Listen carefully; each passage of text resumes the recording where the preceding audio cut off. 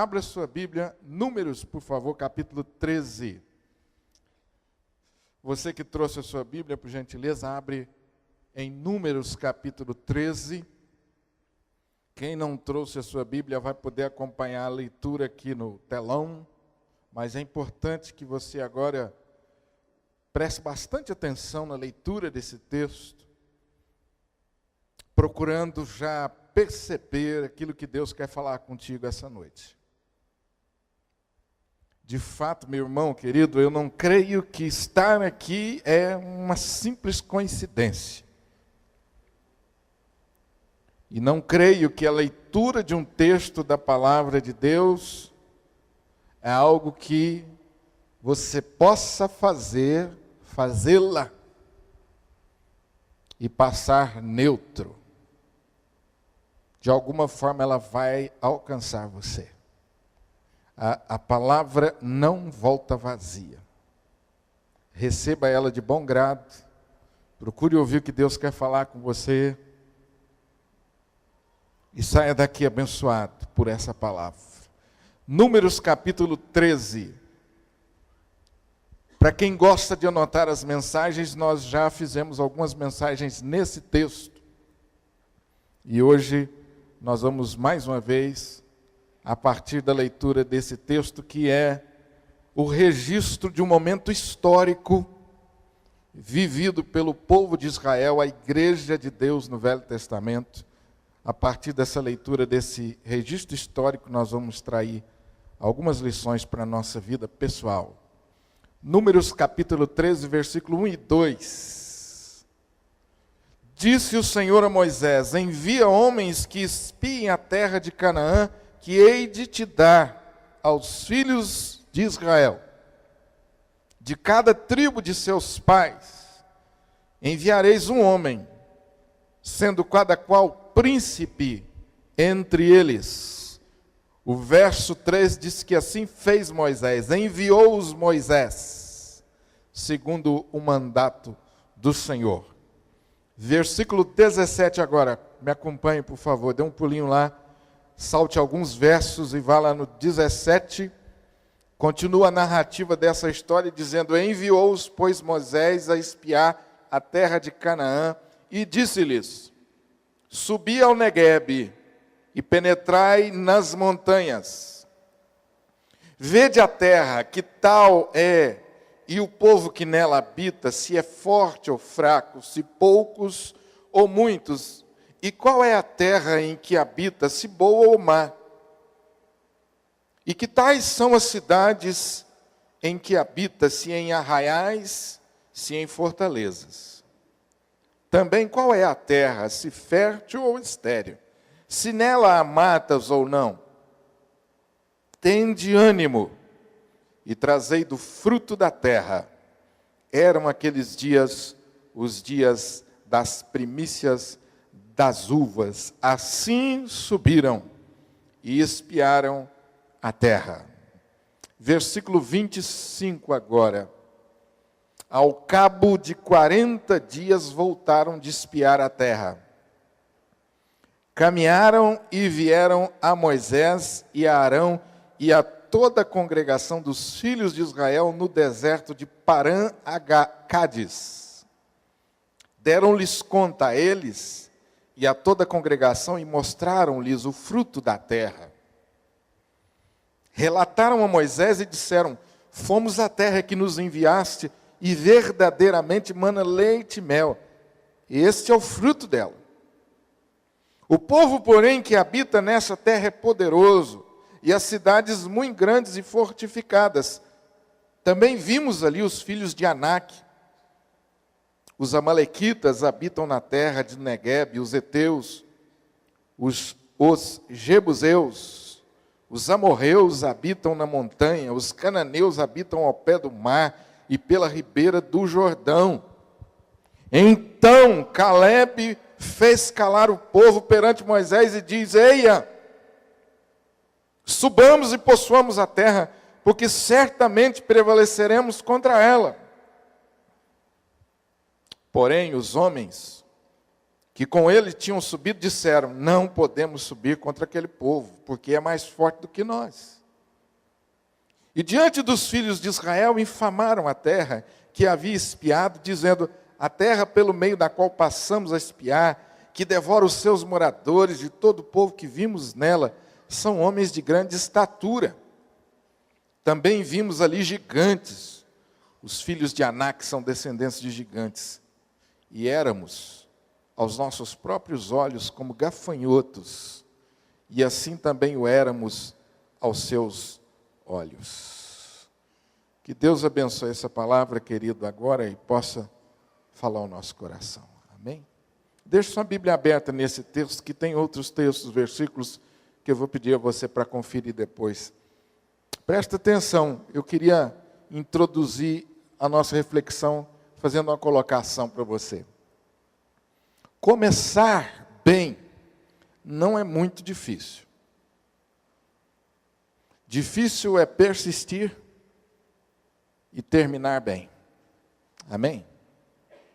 Começar bem não é tão complicado. Começar bem um casamento não é tão difícil. É só festa. É só apoio. Há um clima muito romântico que nos envolve. Sonhos. Não é tão complicado começar um casamento. E eu até queria encorajar aqueles que estão aí relutando com a ideia. Essa ala de cá são meus ouvintes assim, né? Receba aí, Tiago. Amém? Lucas Silveira, Lucas Portes, vai aí, Senhor, vai abençoando essa, né, Jairo? Começar bem o casamento, gente, não é difícil. Começar bem um projeto, um comércio, abrir um comércio, uma empresa, não é tão difícil. Começar bem uma faculdade não é tão difícil. Mas, com o passar do tempo, as coisas podem se tornarem mais desafiadoras. Você persistir naquele propósito que moveu você desde o início e, principalmente, você ir até o fim. É bem nítido na minha memória um episódio que eu vivi no meu tempo de estudos em Campinas, quando o meu professor, um dos professores que nós tínhamos mais respeito, professor Júlio Ferreira de Andrade, já bem idoso, ele atravessou o nosso salão de reuniões bem devagar, porque já era bem idoso. Raramente ele participava das nossas reuniões por causa das suas limitações físicas, mas nós tínhamos um grande carinho e respeito. E quando ele ia à nossa escola, ao nosso seminário, o auditório lotava. E ele atravessou o salão bem lentamente. E ele assumiu o culto. Depois de ler um texto, ele ficou olhando bem para os jovens e disse exatamente o que eu acabei de falar para vocês. Começar bem não é tão difícil. Difícil é terminar bem. Irmãos, ele podia ter ido embora, fechado a Bíblia e ido embora, que já estava dado recado para nós iniciantes, cheios de vigor e de sonhos. E ali estava o testemunho vivo de alguém que começou bem, persistiu durante o processo, dentro da bênção de Deus, e estava terminando a sua carreira com um auditório lotado de pessoas ansiosas por ouvi-lo, porque ele tinha muito a dizer ainda. Ele estava terminando bem e terminou bem. Isso ficou gravado na minha imagem. E tantas vezes, diante de desafios na minha vida, eu não voltava àquela imagem. Deus não trazia aquela imagem encorajadora. Eu não sei quantos aqui estão assim no início de um projeto. Casamentos até aí 5, 6 anos, estão no começo. Talvez até 10 anos a gente pode dizer isso, estão no começo. Cheios de entusiasmo, de vigor. O desafio para você, queridão, é você permanecer na bênção e chegar lá aos 50, aos 60 anos, cheio de sonhos ainda, cheio de paixão, cheio de alegria, de entusiasmo. Esse é o desafio. A pergunta que a gente precisa fazer agora é: pastor, como, hein? A palavra de Deus nos orienta. Como que eu posso permanecer na bênção de Deus?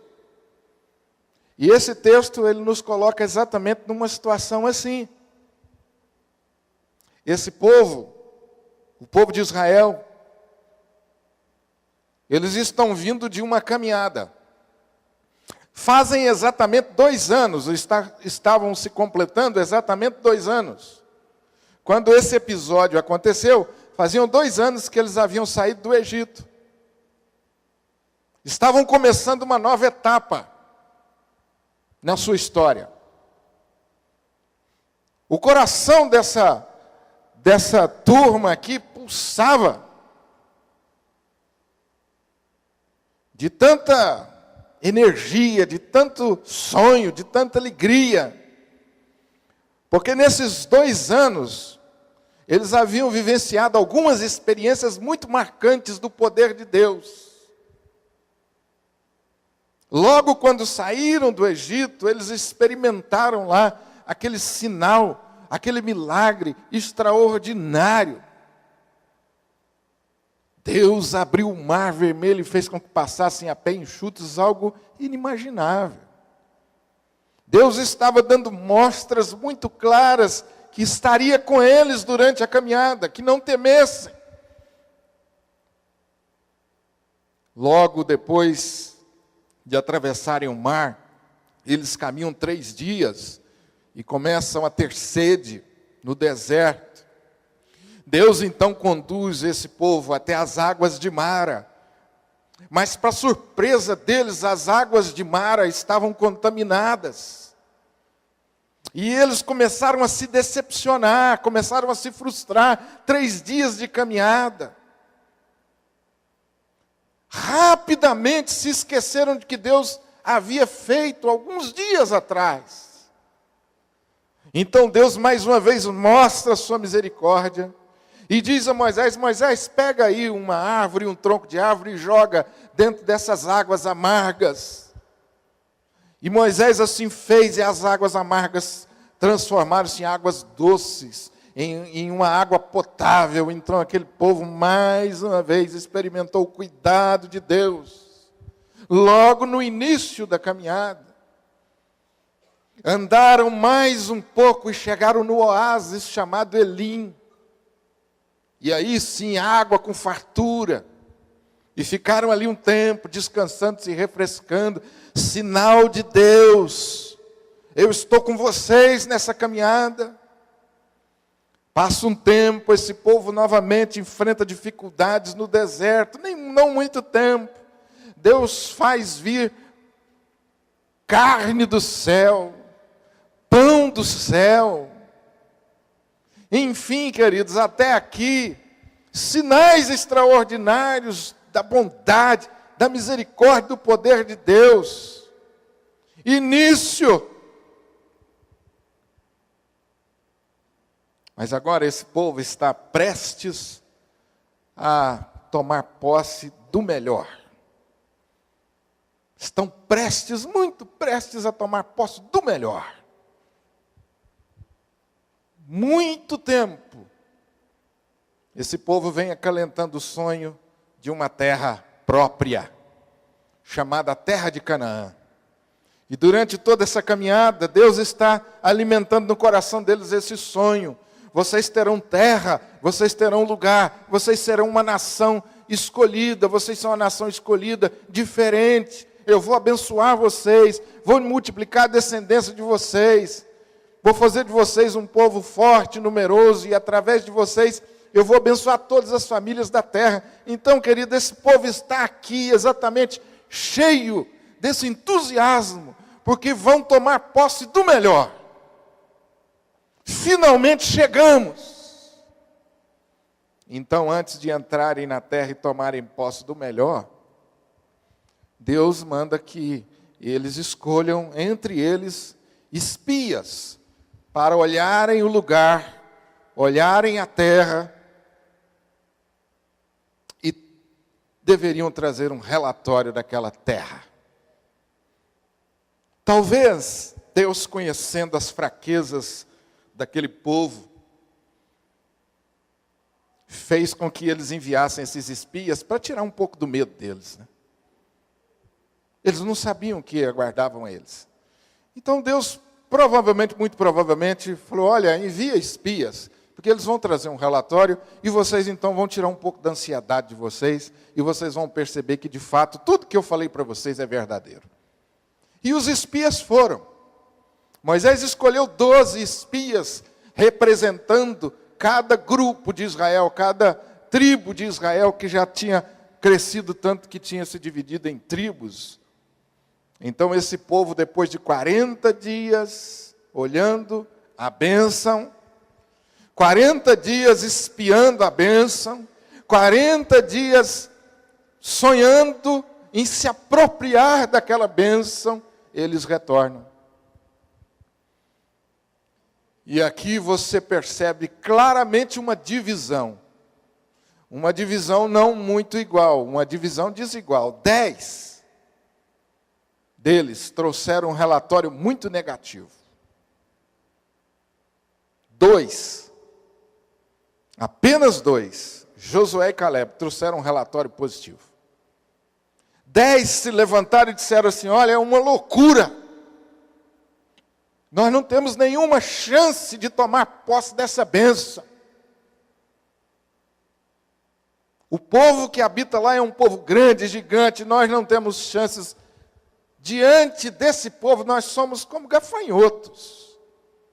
Então, querido, diante daquela realidade, daquele relatório pessimista, cheio de incredulidade, 2 homens corajosos, Josué e Caleb, se levantam e mandam o povo ficar quieto, dizendo, eia!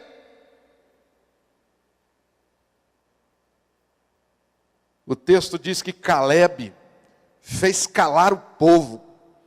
Com autoridade, Caleb assumiu a liderança e diz, olha, fiquem calados. Vamos em frente tomar posse dessa terra.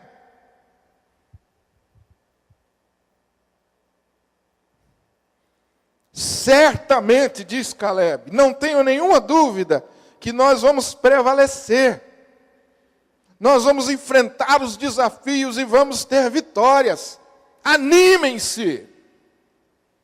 Mas, meu querido irmão, acho que você já conhece um pouco dessa história, que às vezes é um pouco da minha história e da sua. Parece que o grupo de pessimistas prevaleceu. E aquele relatório negativo esparramou uma onda de incredulidade, de rebeldia, e aquele povo começou a chorar. Capítulo 14, diz que eles começaram a gritar, e chorar, e murmurar, e reclamar, e olhar para Moisés e dizendo assim, Moisés, você é um irresponsável, por que você nos tirou do Egito, Moisés, para nós morrermos aqui? Você consegue imaginar isso aí? Amém? Você conseguiu? Eu consegui ajudar você a imaginar. É até difícil de imaginar isso. Isso é real. Mas, de novo, Josué e Caleb se levantam, numa atitude de humildade, eles rasgam as suas vestes. Isso significava humildade, significava dependência de Deus. Com autoridade eles falam à congregação, dizendo: olha, a terra que Deus tem prometido para nós é uma terra muito boa. A bênção que Deus tem para nós é uma terra muito boa. Se o Senhor se agradar de nós, então nós vamos entrar na terra e vamos possuir essa terra. Meus irmãos, não sejam rebeldes contra o Senhor.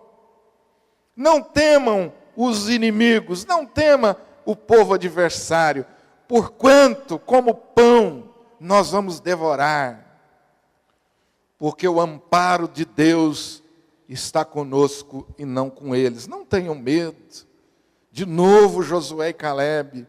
Mas o texto diz, a história diz que apesar disso, toda a congregação se levantou e começou a jogar pedra neles.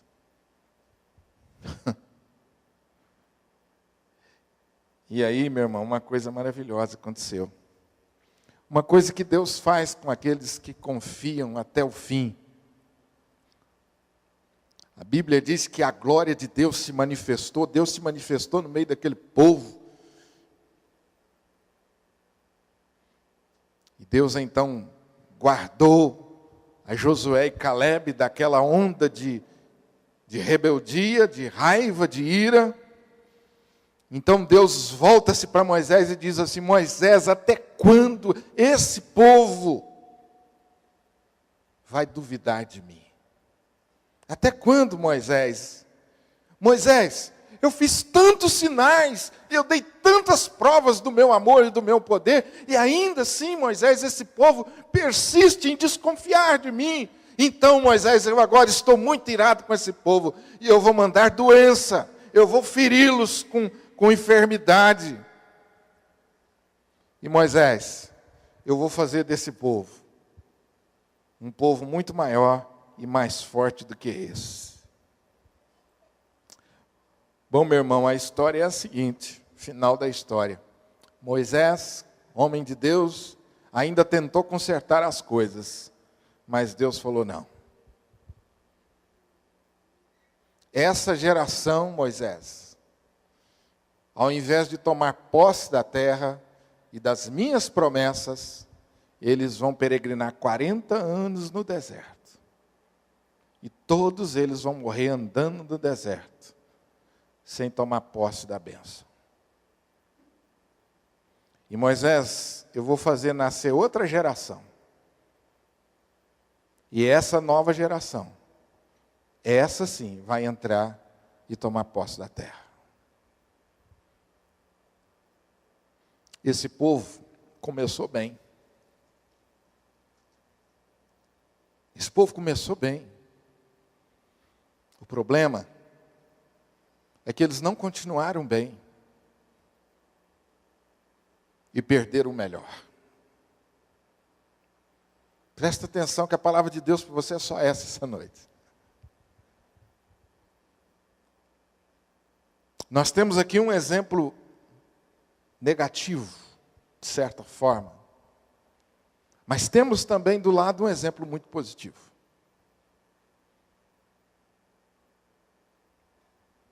O que nós aprendemos nesse texto? Para você permanecer confiando no caminho da bênção e se apropriar das coisas melhores de Deus para a sua vida, você precisa persistir em confiar nas promessas de Deus. Tudo que Deus pediu desse povo e tudo que Deus pede de mim, de você, é não duvidar das suas promessas.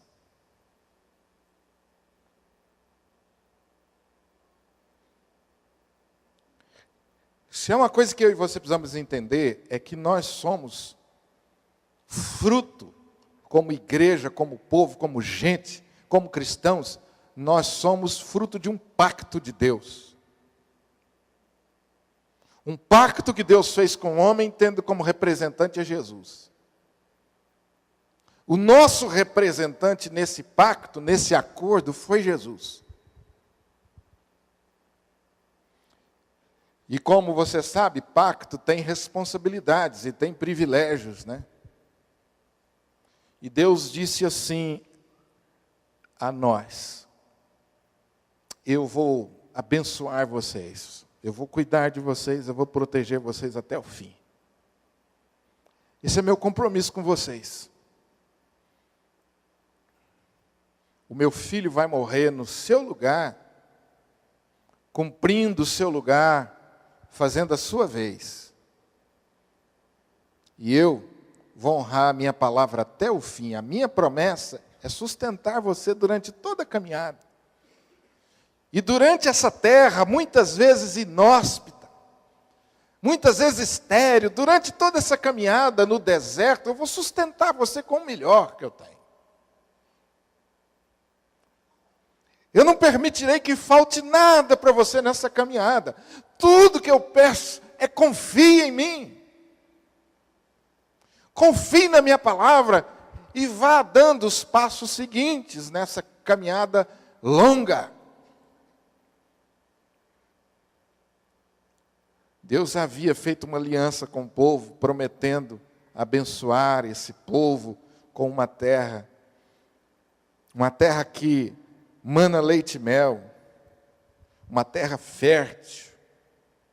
A promessa, contudo, não se cumpriu imediatamente. O cumprimento da promessa foi um processo. E eu quero lembrar você que conhece um pouco da história bíblica, se não conhece, é fácil de você aprender. Antes desse episódio, aconteceram algumas coisas muito marcantes dentro desse processo. Para a saída do povo do Egito, e para que eles então tivessem início de uma nova etapa na vida deles, foram precisos 10 pragas. Você conhece um pouco dessa história, né? Até o cinema tem retratado essa história.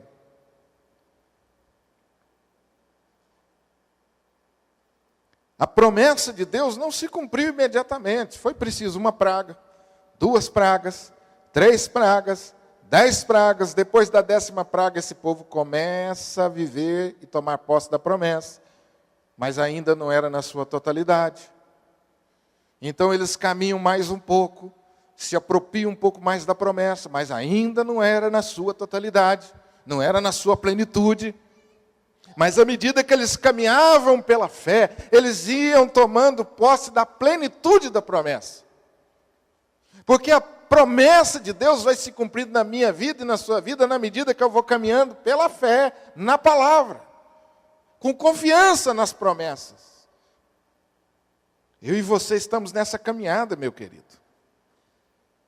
O desafio meu e seu nessa caminhada, muitas vezes no deserto, é não duvidar da promessa. É continuar confiando em Deus. Por que muitas pessoas não permanecem no caminho da bênção? Porque logo no início duvidam. Abrem mão. Na primeira prova, na primeira dificuldade. Por que muitos casamentos acabam nos 5 primeiros anos de existência? É um número recorde de divórcios nos 5 primeiros anos de casamento. Por quê? Porque não persistem em confiar na promessa, desanimam nos primeiros obstáculos. E assim é na nossa vida com tudo. Todo começo é difícil. Em certo aspecto, você está cheio de entusiasmo, né? Nesse sentido é bom, mas no certo sentido, também, você está lidando com coisas que você não conhece. E aí nós somos tentados, muitas vezes, a desanimar. Não persistimos. A promessa não se cumpre e não se cumprirá na sua vida de um dia para o outro, querido. Ela será um processo. Então persista no caminho da bênção. Persista confiando em Deus. Não desanime.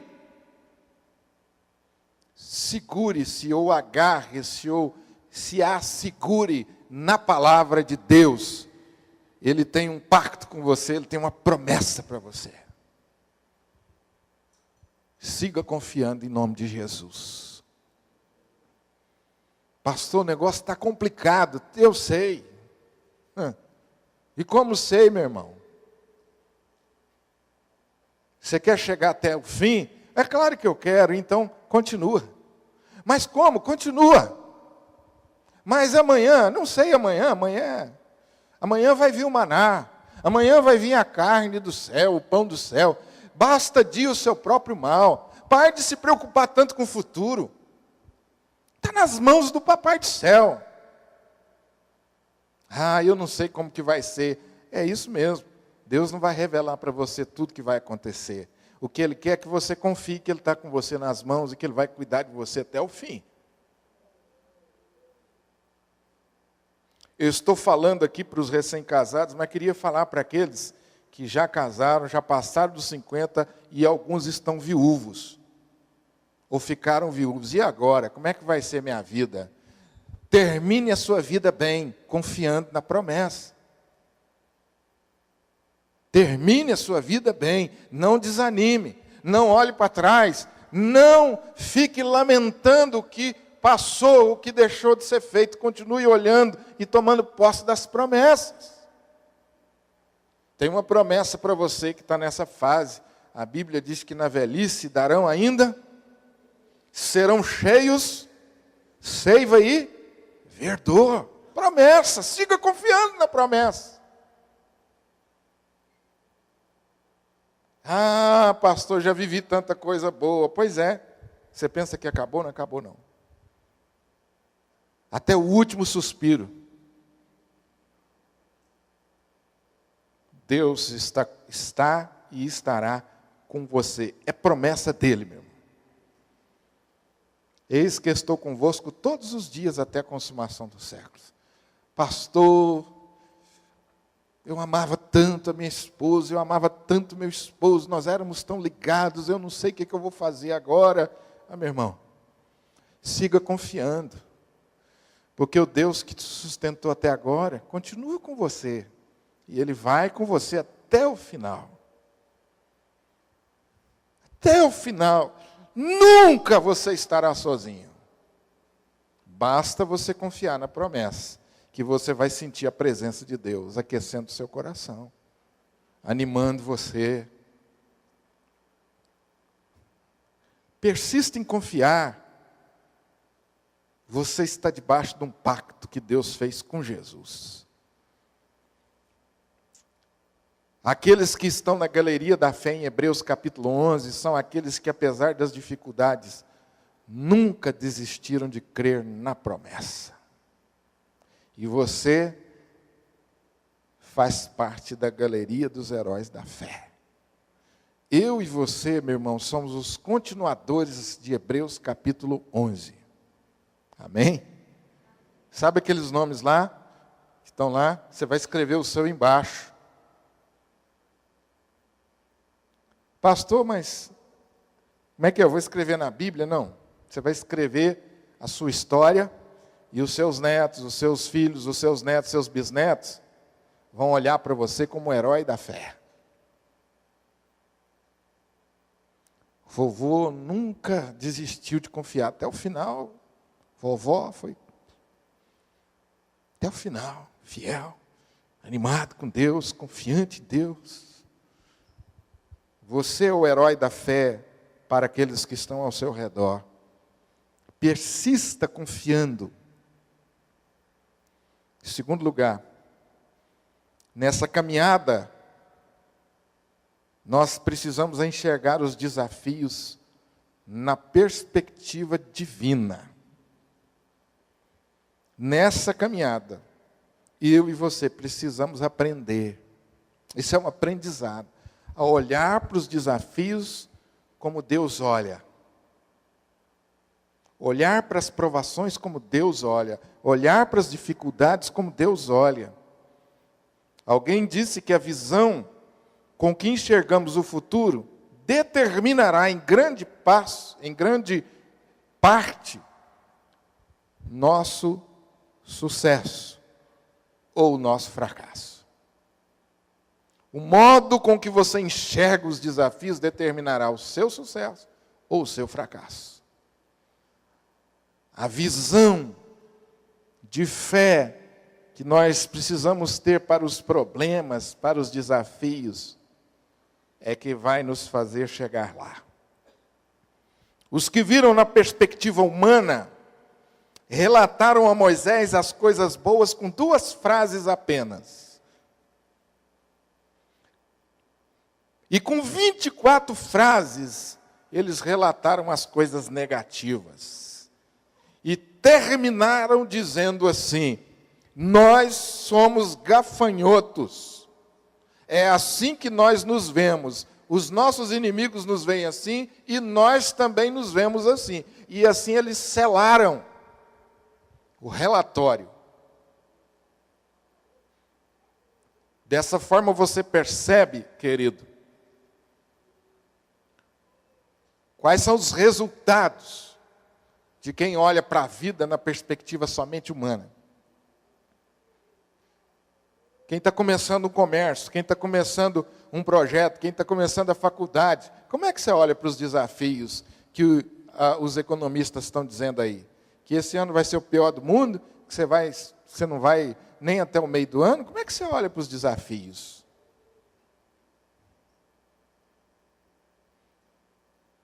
Como que você olha para os desafios presentes do seu casamento? Estão aí diante de você, os desafios do seu relacionamento conjugal, os desafios do relacionamento com os filhos, estão dando um trabalho danado, os meninos não querem obedecer, o menino chegou até 14 anos, foi uma benção, mas agora já não quer vir na igreja, começa a responder o pai, e está dando um trabalho, a mãe está pensando de um jeito, o pai está pensando do outro, e está um problema lá em casa, pastor. Ninguém tem acordo mais, os meninos cresceram e a gente não sabe o que fazer.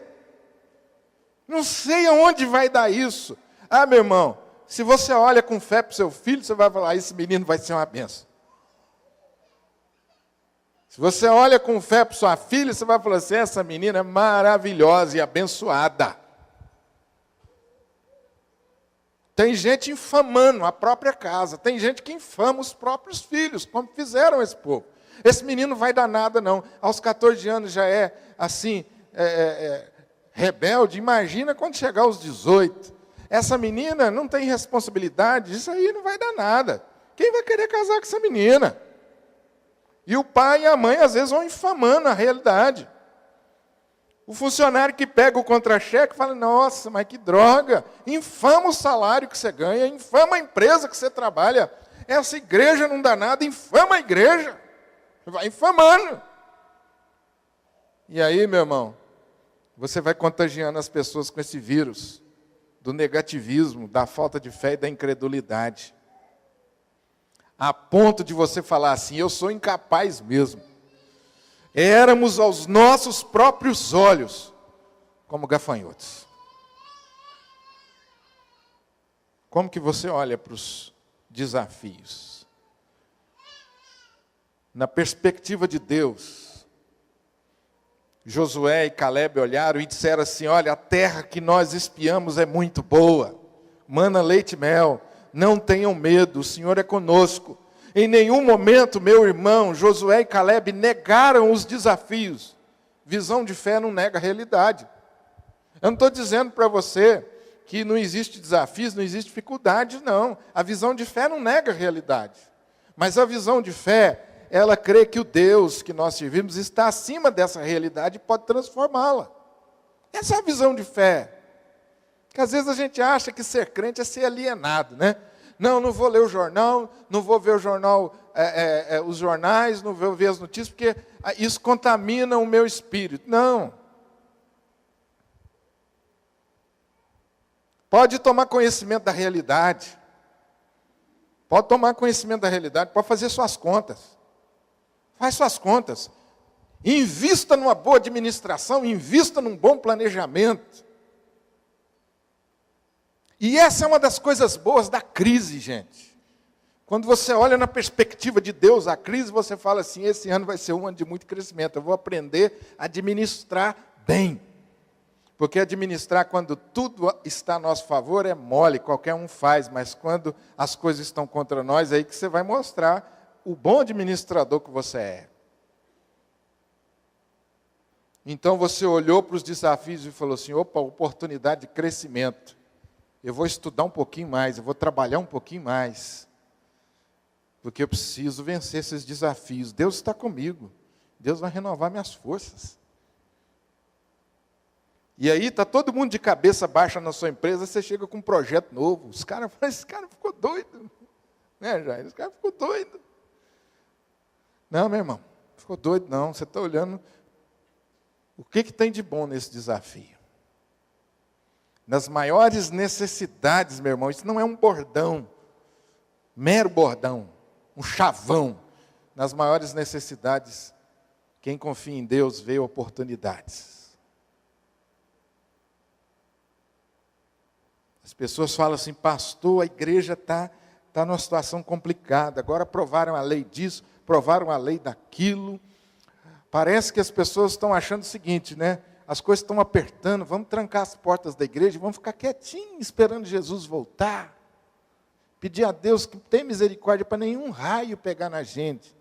Mas vamos ficar aqui quietinho, vamos cantar baixinho, vamos diminuir o investimento na evangelização e na obra missionária, vamos investir aqui na gente, né? No nosso conforto, para a gente...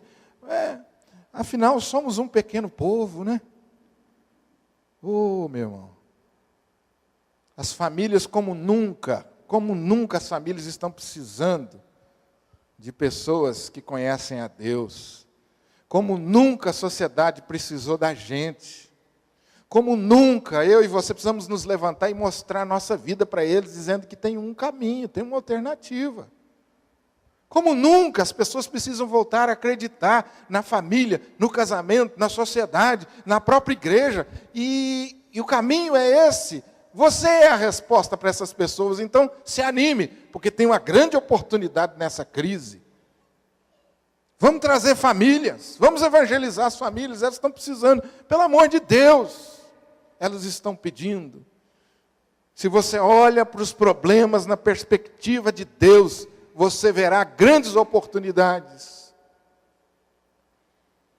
Ah, pastor, como é que eu vou pensar em abençoar a família se o negócio lá em casa está complicado? Então comece a olhar para a sua casa na perspectiva de Deus.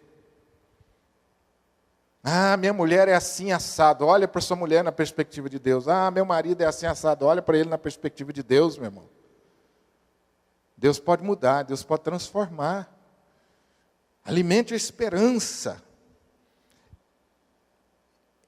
Essa provação que você está passando vai ser uma excelente escola.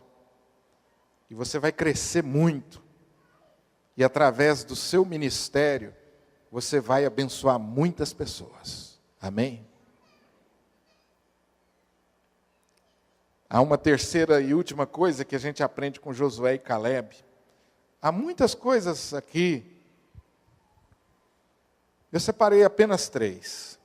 Versículo 8, Josué e Caleb se levanta diante daquele povo, no capítulo 14.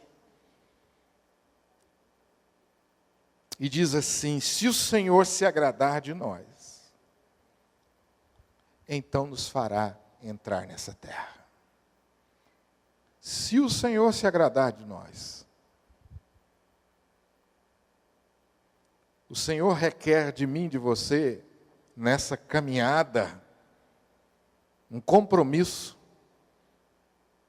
de santificação, um compromisso de consagração, um compromisso de dedicação. Josué já havia, ou iria mais tarde, melhor dizendo, experimentar isso, quando diante do Jordão, ele estava liderando o povo, ou iria liderar o povo, mais tarde. Deus iria dizer a Josué, Josué, santificai-vos, porque amanhã farei maravilhas no meio de vós. Pastor, eu não posso duvidar da promessa. Amém. Eu preciso olhar para os desafios como Deus olha. Amém. E o que Deus espera de mim além disso? Que você se consagre a Deus, que você busque a Deus, que você caminhe na dependência de Deus. Talvez a crise possa levar você a orar um pouco mais, rever um pouco as suas prioridades e, no final de tudo, renovar o seu compromisso de caminhar em obediência ao Senhor. A mente submissa a Deus é uma mente livre do medo. O que me livra do medo e das incertezas é a minha relação com Deus. Quando eu estou em comunhão com Deus, o meu espírito se predispõe para as realizações de Deus. Mas quando eu não estou em comunhão com Deus, meu irmão, eu me tranco e me torno um grande medroso. A comunhão com Deus me leva a confiar e a ser mais ousado. Afinal de contas, o Senhor está conosco. A santificação, a consagração nos concede autoridade, ousadia. Foi o que aconteceu com Josué e Calebe. Eles tiveram força para se colocar no meio daquela multidão e dizer: eia! Não é esse o espírito, não é essa a visão, não é esse o caminho é outro, vamos confiar. Que autoridade Josué e Calebe tiveram, hein, gente? Que ousadia. Esses homens estavam de fato comprometidos com Deus. Quem tem compromisso com Deus, meu irmão, tem coragem. A coragem é um resultado natural de alguém que confia em Deus. A Bíblia não faz apologia a medrosos. Medroso não toma posse das bênçãos de Deus. Medroso fica onde está e, pelo contrário, volta para trás. Precisa ousadia. Você vai ler o resto dessa história, depois você vai entrar no livro de Josué e você vai ver. A história desses homens é uma história de ousadia, de confiança. Para permanecer na bênção, no tempo em que nós estamos, você precisa de confiar, com ousadia. Nós tivemos uma experiência gostosa no nosso conselho, né, irmãos presbíteros? Porque quando a gente foi fazer o nosso orçamento, e nós pensamos na realidade financeira, a princípio nós pensamos o quê? O quê, hein? Se a gente conseguiu o que aconteceu no ano passado, está bom demais, hein? De repente vem um espírito de fé sobre nós. Amém, igreja? Vem um espírito de fé sobre nós. Não. Não é por aí, não. Vamos olhar para frente com fé. Que isso? Que senão, meus irmãos, para tudo. Para tudo.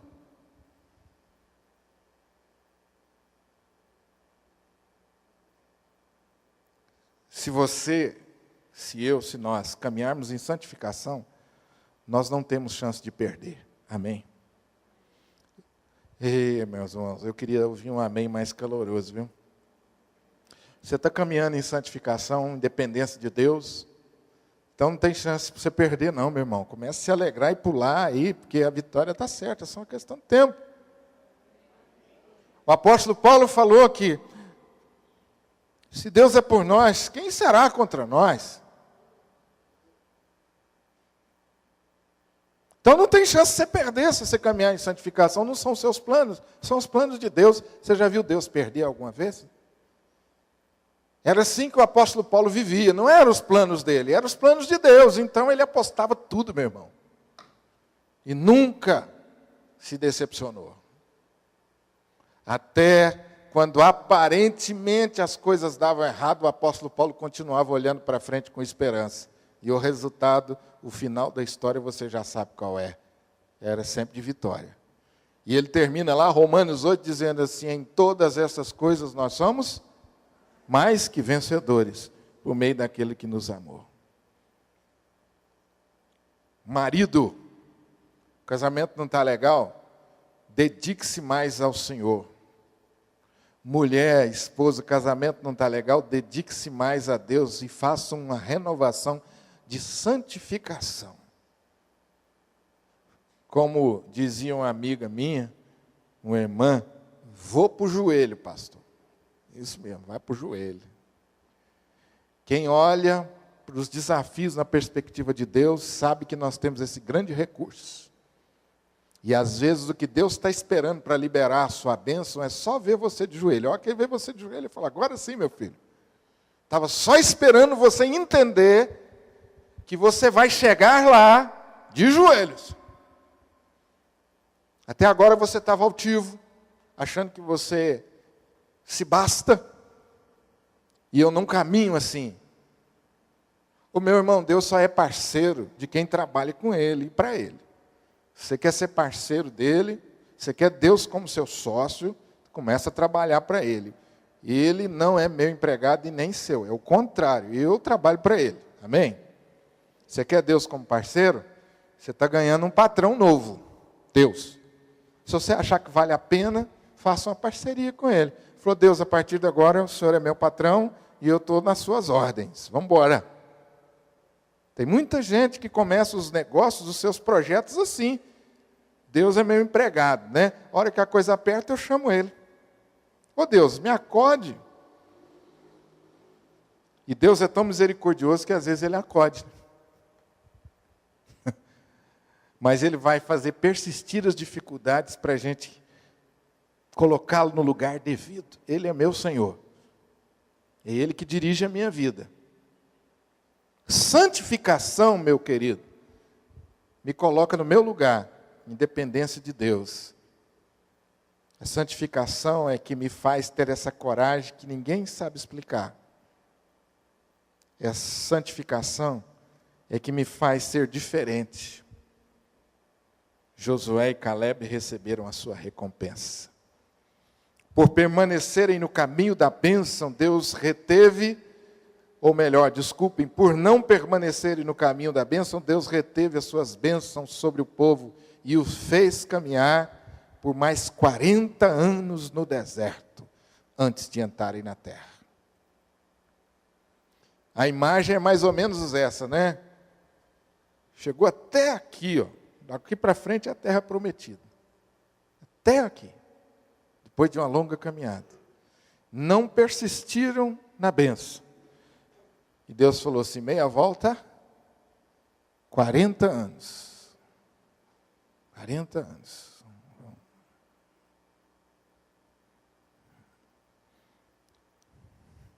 Até vir outra geração. Vale a pena ser fiel. No meio desse exemplo tão negativo, Josué e Caleb foram preservados. E com Josué e Caleb, nós aprendemos, vale a pena você confiar até o fim. Vale a pena você ser fiel, mesmo quando nós somos minoria. Deus recompensa os fiéis. Aleluia. Amém. Feche seus olhos para nós orarmos, querido. Eu me empolgo com esse assunto, e se deixar a gente vai até muito tarde. Chega por hoje. Ore, pergunte para que Deus, o que o Senhor quer com essa palavra, hein? Fale com Deus, agora é com você. E quanto mais você adiar essa conversa com Deus, mais você ficará no deserto. Eu sei que talvez você esteja dizendo, pastor, meu marido precisa disso, minha mulher precisa disso, meu filho precisa disso. Agora não é hora de você falar o que o seu amigo, seu irmão, seu marido, sua esposa precisa. É hora de você falar o que você precisa. Tete a tete com Deus. Falou, Deus, eu comecei na bênção e quero continuar na bênção até o fim. O que em mim precisa mudar, Senhor?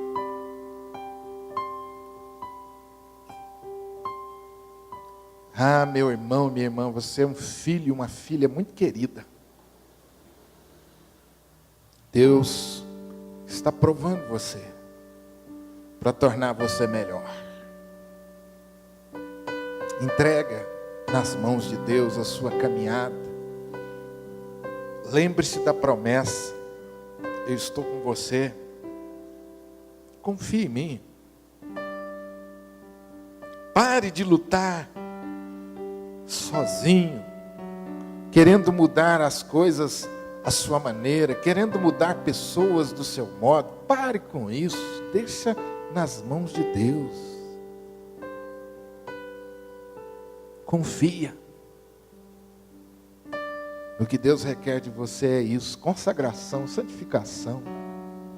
Seja fiel ao Senhor, Ele vai te honrar.